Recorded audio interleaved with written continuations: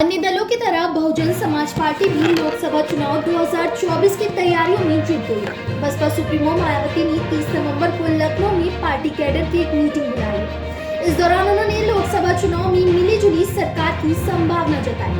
उन्होंने कहा कि देश और यूपी सहित विभिन्न राज्यों में सरकारों की संकीर्ण, जातिवादी और जन विरोधी नीतियों के कारण राजनीतिक हालात तेजी से बदल गए। ऐसे में किसी एक पार्टी का वर्चस्व न होकर बहुकोणीय संघर्ष का रास्ता चुनने को लोग आतुर नजर आ रहे हैं। ऐसे में लोकसभा का अगला चुनाव दिलचस्प संघर्षपूर्ण होने की प्रबल संभावना है। इसमें बसपा की अहम भूमिका होगी।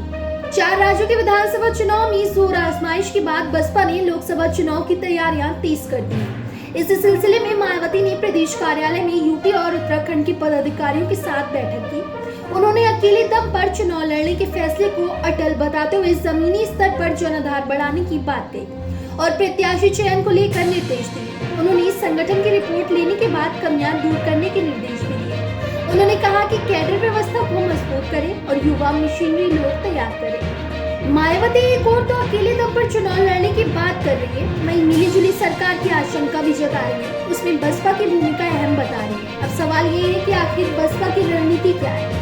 हाल ही में हुए 4 राज्यों के विधानसभा चुनाव से इस बात को समझा जा सकता है कि मध्य प्रदेश और छत्तीसगढ़ में बसपा ने गोंडवाना गणतंत्र पार्टी के साथ समझौता किया। इससे जाहिर है कि इंडिया और एनडीए में पार्टी ने भले ही दूरी बना रखी हो, लेकिन छोटी स्थानीय पार्टियों से कोई परहेज नहीं। इस तरह बसपा की कोशिश है कि किसी तरह इन राज्यों में अपना पुराना प्रदर्शन बरकरार रखें या उसमें कुछ और सुधार करें। इसके बाद अगर अंतिम समय में कोई संभावना बनती है तो फिर गठबंधन की राह भी खुल सकती है। लोकसभा में कुछ भी सीटें आ गई तो फिर चुनाव बाद गठबंधन की सरकार में वह शामिल हो सकती है। फिलहाल इस खबर में बस इतना।